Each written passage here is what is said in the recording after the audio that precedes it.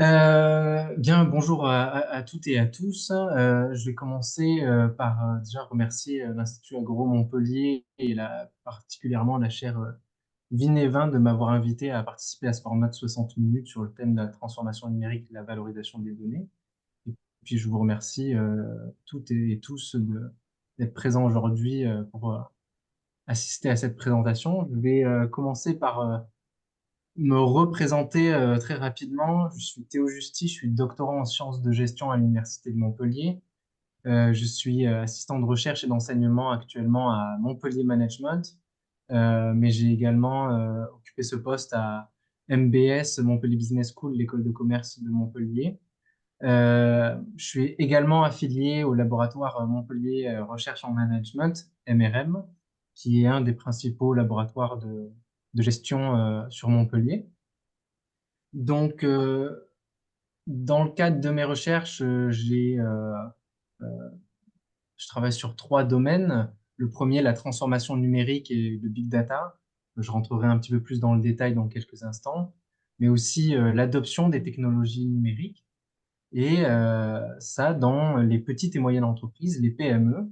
Et j'essaye de faire la connexion entre ces trois domaines de recherche et d'études dans les secteurs industriels, mais aussi agricoles et vitivinicoles, d'où ma présence aujourd'hui dans cette chaire Vigne et Vin.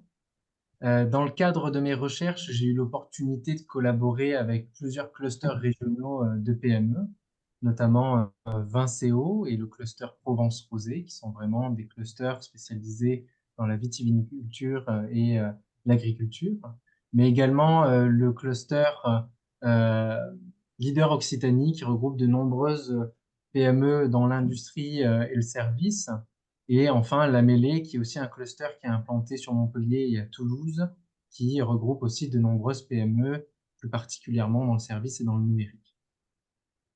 Donc, pour commencer ma présentation, j'aimerais un petit peu contextualiser mes recherches. Euh, Aujourd'hui, je travaille sur les PME, sur les sujets de l'adoption des nouvelles technologies numériques euh, et de la transformation numérique. Euh, J'étudie ces sujets parce que les PME actuellement, elles naviguent dans un contexte très particulier, presque unique. Tout d'abord, la France est reconnue pour son entrepreneuriat et pour euh, eh bien, son tissu économique qui est principalement constitué de PME. Par exemple, on observe depuis plusieurs années maintenant que les créations d'entreprises sont en hausse. La BPI France nous dit que chaque année, il y a plus 7% de création d'entreprises, mais aussi malgré toutes les conjonctures et les tensions qu'il peut y avoir sur les marchés, ben, les PME, elles continuent d'investir dans leur capacité de production, elles continuent à investir pour améliorer leur gestion d'entreprise. Et donc, on observe que malgré les difficultés, les PME sont des entreprises qui continuent à maintenir leur croissance, voire à augmenter leur croissance. Il y a un autre contexte, c'est celui des crises, parce que depuis ces dernières années, on assiste à des crises qui sont de plus en plus fréquentes et intenses, des crises qui sont soit exceptionnelles, soit conjoncturelles, des crises comme la pandémie de Covid-19, l'inflation, mais également des tensions nationales ou internationales. On peut penser par exemple aux grèves des agriculteurs récemment, ou encore les tensions qu'il peut y avoir partout dans le monde et qui créent parfois des blocages à l'exportation ou à l'internationalisation. Et enfin, bien sûr, les grands enjeux du numérique et aussi de ce qu'on appelle l'industrie 4.0. En clair, les PME font face à des enjeux sur le numérique car on s'aperçoit qu'il y a de plus en plus de processus de gestion et de production qui sont numérisés par des logiciels numériques de gestion. Et donc, ces trois types de contextes, en fait, ils poussent aujourd'hui les PME à adopter de plus en plus de technologies numériques pour maintenir ou améliorer leur croissance et leur performance. Donc, au cœur de mes recherches et au cœur de ce phénomène d'adoption technologique dans les PME, eh ben, il y a les données numériques, ou aussi la data, comme beaucoup d'experts ou d'expertes euh, les qualifient. Euh, on parle beaucoup de données parce qu'aujourd'hui, les PME, eh bien, elles créent de plus en plus de données numériques. Par données numériques, ce que l'on entend, ben, tout simplement des informations qui sont codées dans un format informatique numérique. Ce sont des informations qui sont liées au activités financières, marketing, commercial, R&D, logistique des entreprises.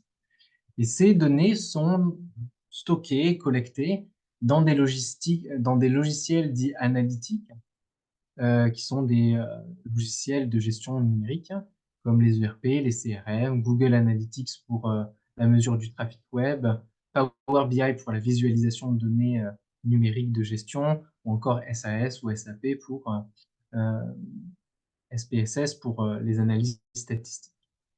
Et aujourd'hui, en fait, ces logiciels, ils permettent un accès plus facile aux données, à la visualisation dans une forme graphique plus compréhensible. Et donc, on a des études scientifiques qui montrent que l'adoption de ces logiciels crée de la valeur, voilà, pour les PME, que ce soit sur la prise de décision, l'efficacité, les performances financières et marketing. Et ces données numériques, elles s'inscrivent dans un phénomène numérique plus large qui est celui du big data. C'est un phénomène d'hyperproduction de données dû à la numérisation de nos modes de vie et de production. Par exemple, en 2021, Dell publiait une étude qui estime qu'en France, le volume de données numériques a augmenté de 700% entre 2016 et 2020. C'est un chiffre qui est énorme et surtout, c'est un chiffre qui intervient avant la pandémie du Covid-19 qui, comme on le sait, a accéléré la transformation numérique et donc la création de données numériques dans les PME. Alors aujourd'hui, comment les PME elles exploitent le big data? Eh bien, tout d'abord par la collecte et le stockage de données, c'est-à-dire qu'au travers de leurs activités, de leurs usages de leurs logiciels numériques de gestion, par le cloud par exemple, eh bien, on voit qu'il y a un volume de données qui augmente de plus en plus, notamment parce que certaines PME qui avaient de grandes archives papier de documents numérisent ces documents et intègrent ces nouvelles informations dans leur logiciel numérique de gestion. On a également de plus en plus de logiciels qui permettent un traitement plus facile de l'information, donc sous des formes graphiques plus compréhensibles, mais également parce qu'il y a aussi une réelle volonté par ces logiciels numériques de gestion de transformer euh, ces informations numériques en actions concrètes, pardon, sur le terrain. Aujourd'hui aussi, il y a une autre tendance, c'est que tous les éditeurs de logiciels ou tous les fournisseurs de services informatiques enregistrent une augmentation de la demande de logiciels d'analyse de données chez les PME, des logiciels que l'on appelle aussi data analytics en anglais. Donc, que ce soit chez Google, Microsoft ou chez d'autres éditeurs de logiciels, j'ai mis quelques exemples ici, on enregistre vraiment une augmentation en fait de la demande de logiciels de la part des PME. On a Google Analytics pour la publicité en ligne, la gestion du trafic sur les sites internet ou les plateformes de e-commerce. On a Power BI pour la business intelligence et la visualisation des données numériques, également Tableau ou SAP. On a Dropbox ou encore d'autres logiciels comme Google Drive, tout simplement pour le stockage en cloud de données numériques. Et on a également HubSpot, qui est un CRM qui permet également voilà, de visualiser et d'analyser des données numériques et commerciales. Et aujourd'hui, en fait, on s'aperçoit qu'il y a deux types de discours autour des données numériques et des PME. Un premier discours qui parle de performance parce qu'on a, par exemple, le baromètre France Num 2023 du ministère de l'Économie, des Finances, de la souveraineté industrielle et numérique qui montre que 70% des dirigeants et dirigeantes de PME sont convaincus que le numérique est bénéfique pour leur gestion d'entreprise et leur croissance. On voit également qu'il y a de plus en plus de logiciels et d'applications de ces logiciels en gestion, en marketing, en innovation. Et tout porte à croire que l'adoption de ces logiciels, en fait, il permettrait d'améliorer les performances financières et marketing, mais également les capacités d'adaptation aux crises des PME. Mais en parallèle, en fait, ce que l'on s'aperçoit aussi, c'est que seulement 20% des PME en France sont équipées de ces logiciels d'analyse pour la gestion et que seulement 10% des PME prévoient d'investir dans ces nouveaux logiciels numériques de gestion. Et donc, cela suppose qu'il y a des défis de financement, de compétences, de mise en œuvre. Et aujourd'hui, il y a très peu, en fait, d'études ou tout simplement de connaissances, d'informations sur cet écart entre le discours de performance et le discours, en fait, d'adoption technologique. Et ça, cette espèce de paradoxe, il est au cœur de mes recherches, parce que moi, j'étudie donc les compétences, les pratiques et les défis des PME dans la mise en œuvre de ces logiciels d'analyse des données numériques.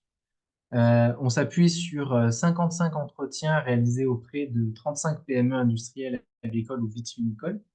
Et nous, notre objectif, c'est pas d'avoir une démarche de consultant et d'apporter une solution à tous les problèmes des PME ou encore une méthode magique qui résoudrait tous les problèmes, mais c'est plus de comprendre les motivations des PME pour comprendre les déterminants de cette technologie, d'étudier les freins pour comprendre, comme je l'ai écrit là, la complexité du processus d'adoption, mais aussi d'étudier le rôle des personnes, des compétences, des pratiques pour comprendre quelle est la démarche qui aiderait le mieux les PME à adopter ces technologies ou ces logiciels d'analyse. Donc, dans un premier temps, je vais présenter un certain nombre de résultats. La première phase en fait de résultats que l'on a eu, elle porte sur le processus d'adoption. On est allé interroger des PME qui ont réussi à adopter ces logiciels et à les utiliser sur le long terme de manière à ce qu'ils génèrent de la valeur pour ces PME.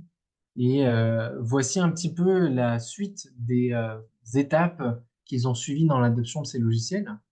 On s'est aperçu dans un premier temps que ces PME ont commencé par l'identification d'un besoin technologique.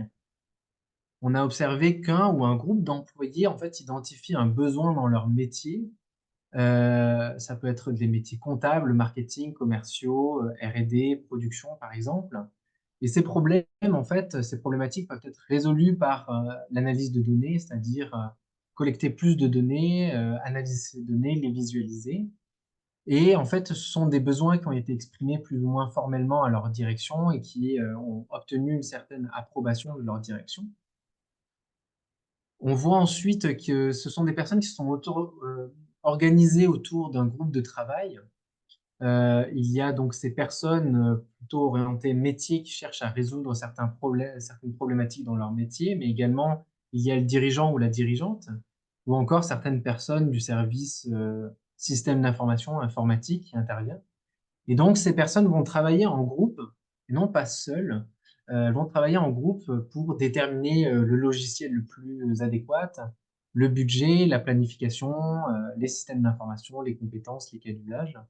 Et elles vont toutes s'organiser autour d'une personne référente qui va essayer de travailler sur cette mission à temps plein. Ensuite, une fois que cette entreprise a fait l'acquisition d'un logiciel, qu'elle a toute une planification, elle va entrer dans une phase un petit peu d'expérimentation pour essayer de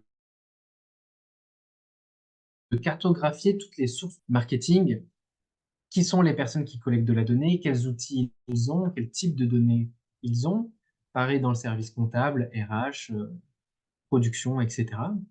Et ensuite, ils vont essayer de centraliser toutes ces bases de données, les agglomérer. Il va y avoir tout un travail aussi sur les indicateurs de mesure, qu'est-ce que l'on cherche à mesurer, qu'est-ce que l'on cherche à résoudre. Et puis, on va tester certaines méthodes d'analyse, de mesure, et on va essayer d'identifier certains processus managériaux techniques.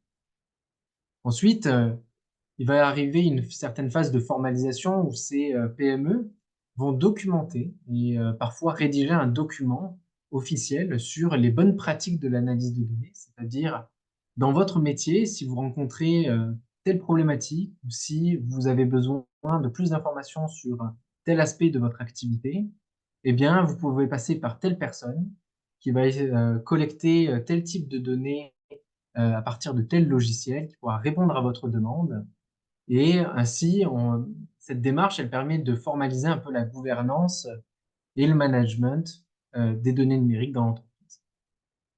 Et enfin, il va y avoir une véritable mise en œuvre donc de ces logiciels et une communication autour de l'utilisation de ces logiciels, où le dirigeant ou la dirigeante, ainsi que la personne référente, va venir définir les cas d'usage dans les fonctions de l'entreprise, en comptabilité, logistique, marketing, R&D, RH, etc. Et on va pouvoir communiquer avec les autres personnes de l'entreprise pour essayer de leur transmettre les bonnes pratiques ou quelle est la marche à suivre si on a besoin de résoudre certaines problématiques par l'analyse des données. Dans un deuxième temps, on s'est intéressé aux motivations des PME pour essayer de comprendre en fait qu'est-ce qui attire les PME vers ces technologies-là. Dans un premier temps, on a vu qu'il y avait des motivations qui étaient internes, liées aux opérations. On a des PME qui euh, font l'acquisition de ces logiciels pour améliorer leur gestion financière, leur gestion opérationnelle, pour essayer d'établir de meilleures prédictions industrielles ou agricoles et pour améliorer leur processus en interne. En clair, on cherche à avoir de plus en plus de données sur le fonctionnement de notre entreprise pour pouvoir ensuite soit supprimer des intermédiaires, soit améliorer nos intermédiaires et nos processus pour aller plus vite dans notre prise de décision ou dans notre fonctionnement. Mais également des motivations liées à la stratégie. Par exemple, on a un répondant ici, vous avez une citation qui dit aujourd'hui, nous avons besoin de plus d'informations stratégiques pour connaître nos enjeux. L'analyse de toutes ces données nous permettrait de consolider notre stratégie actuelle. Et donc, en clair, on essaie d'avoir de plus en plus de données sur nos clients, nos partenaires, nos concurrents, notre marché pour être plus stratégique dans nos choix. Il y a également des motivations qui sont liées à l'environnement des PME. On s'aperçoit que les PME elles cherchent à améliorer leurs connaissances clients, mieux comprendre qui sont leurs clients, leurs comportements, leurs attentes, pour ainsi améliorer leur stratégie marketing et pourquoi pas proposer de nouveaux services digitaux, qui est parfois dans certaines PME une réelle demande de la part de leurs clients. Il y a également l'aspect de la concurrence. On a par exemple, dans cette deuxième citation sur cette slide, une PME qui nous a dit si je n'investis pas dans l'analyse des données, mes concurrents le feront et nous ne pouvons pas nous le permettre. Donc, il y a certaines PME qui ont peur de manquer une opportunité technologique et de laisser leurs concurrents prendre l'avantage sur cette technologie.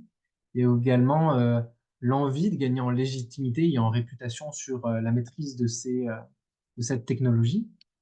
Et bien sûr, le contexte de crise, notamment la crise du Covid-19, qui a largement accéléré l'adoption de ce type de logiciel pour mieux gérer les équipes à distance ou faire face à l'incertitude. Également, dans un troisième volet, on a étudié les freins. Alors, on a identifié énormément de barrières en interne, notamment les systèmes d'information qui, dans certaines PME, sont parfois obsolètes ou pas adéquates pour intégrer des logiciels lourds comme Power BI de Microsoft ou d'autres logiciels dans ce genre.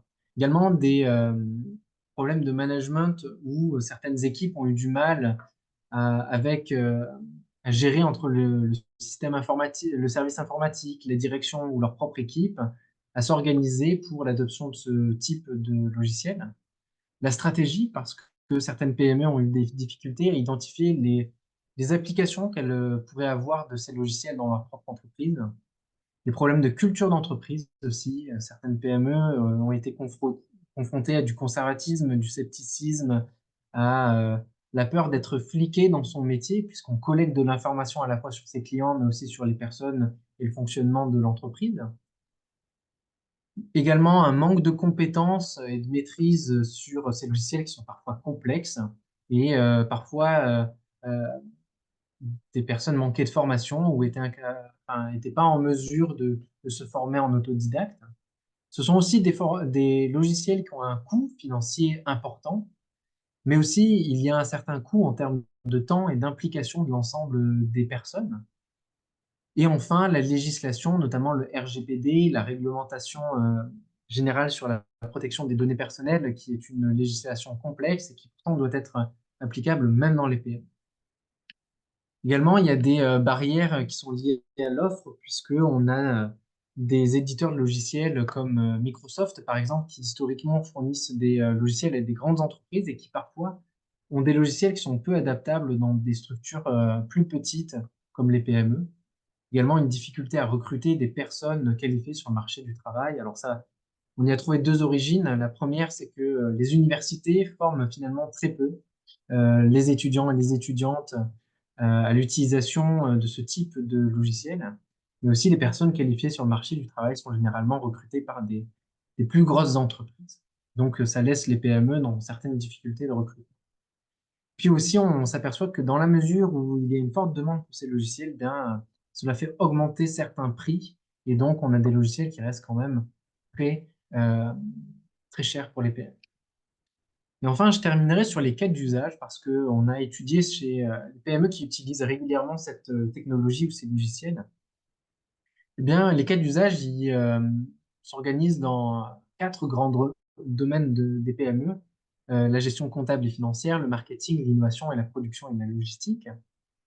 Alors, les PME qui utilisent ces logiciels comme Power BI, par exemple, Google Analytics euh, ou SAP, par exemple, disent que dans leur gestion comptable et financière, eh bien, l'extraction d'informations financières est plus facile.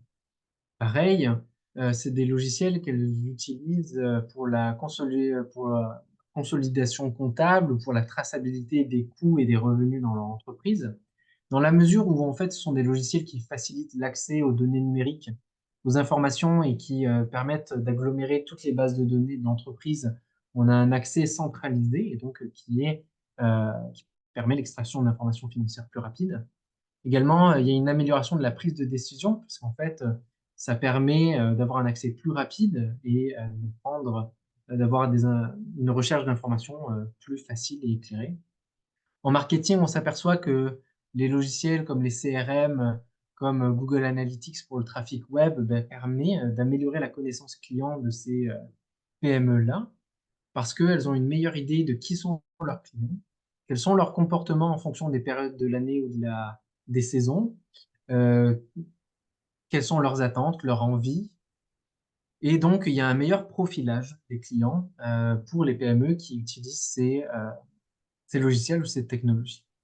Également, ces PME disent qu'il y a un réel bénéfice pour la stratégie marketing, notamment pour la segmentation, c'est-à-dire identifier les groupes de clients les plus rentables, les groupes de clients moins rentables, ceux qui vont avoir des demandes plus intenses ou plus fréquentes à certaines périodes de l'année, par exemple. Et le ciblage pour mieux comprendre en fait quels groupes ont besoin de quel type de communication marketing ou euh, besoin de relance, etc. Et donc, plus on a d'informations sur nos clients et plus on est en mesure de personnaliser nos newsletters, nos communications marketing, mais également l'expérience client en physique, en magasin par exemple, ou dans l'entreprise, et également en ligne euh, pour les PME qui avaient demandé de l'équipement en ligne, par exemple. Et ben, c'est des PME qui disent qu'il y a un réel avantage parce qu'elles ont une meilleure connaissance du parcours en ligne et donc qui ont été en mesure de faire certains changements sur leur plateforme e-commerce ou euh, leur site internet. Également, il y a des PME qui ont de plus en plus d'informations sur l'usage que font leurs clients ou leurs clientes de leurs produits ou de leurs services. Ça leur permet d'améliorer en continu ces produits et ces services. Également, des PME qui ont une offre, disons, traditionnelle ou normale et qui vont venir compléter cette offre par des services d'analyse de données ou encore qui ont des bases de données sur des exploitations agricoles, sur certains sites industriels et qui vont venir monétiser, vendre ces bases de données à certains clients qui pourraient aussi en avoir besoin. Et enfin, sur l'aspect production et logistique, certaines PME sont en mesure, grâce à des logiciels comme Power BI, encore une fois, eh bien, d'établir des prédictions industrielles et agricoles plus précises pour adapter leurs capacités de production, de stockage, de logistique, et aussi d'identifier certaines tendances pour anticiper et planifier l'allocation de ressources en fonction de la période de l'année, en fonction de la saison, en fonction des effectifs, par exemple. Donc tout cela, en fait, j'en viens un petit peu à la fin de ma présentation, nous ont permis en fait d'identifier un peu les compétences, les personnes ou les étapes clés de ces processus d'adoption et d'utilisation d'analyse des données ou des logiciels analytiques.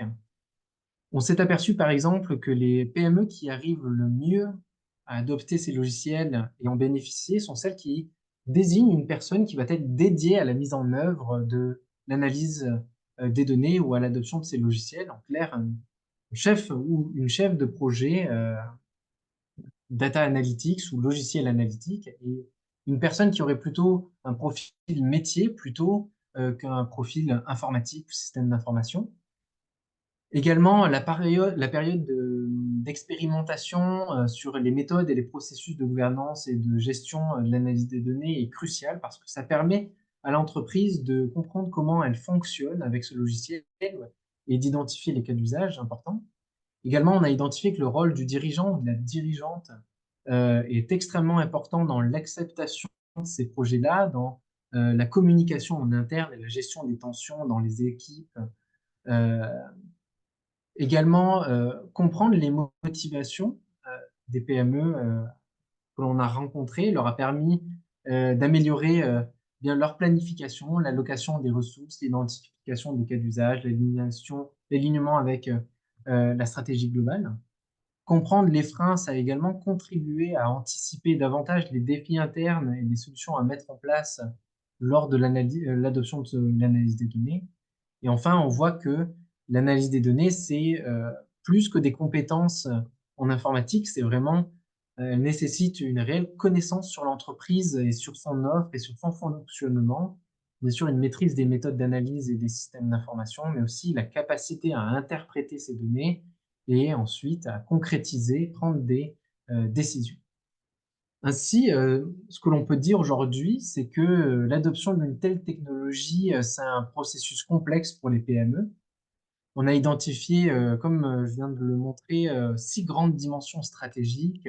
Celle de la stratégie, donc de la planification, celle des processus du management de la gouvernance des données numériques, celle des compétences, également celle de l'infrastructure des systèmes d'information, que ce soit en cloud, la sélection d'un éditeur de logiciel adapté ou d'un logiciel adapté. La préparation psychologique en fait, des personnes qui vont utiliser ces logiciels dans leur vie de tous les jours. Et également l'aspect culture d'entreprise. Euh, Est-ce que le numérique est au cœur des pratiques et des valeurs de la majorité des personnes dans l'entreprise? Voilà, ce sont des dimensions assez stratégiques de l'analyse des données dans les PME. Et aujourd'hui, donc, on contribue à mieux comprendre les applications, les bénéfices et les défis de ces logiciels analytiques. En revanche, on reconnaît aujourd'hui que euh, notre travail a été de comprendre ce phénomène, ses défis, ses applications, ses bénéfices. Mais dans l'avenir, moi, ce que j'aimerais faire, c'est bien sûr euh, rendre ces informations, ces connaissances plus pratiques pour les entreprises et mieux les accompagner ensuite dans l'adoption ou la gestion des défis et des tensions qu'elles pourraient rencontrer.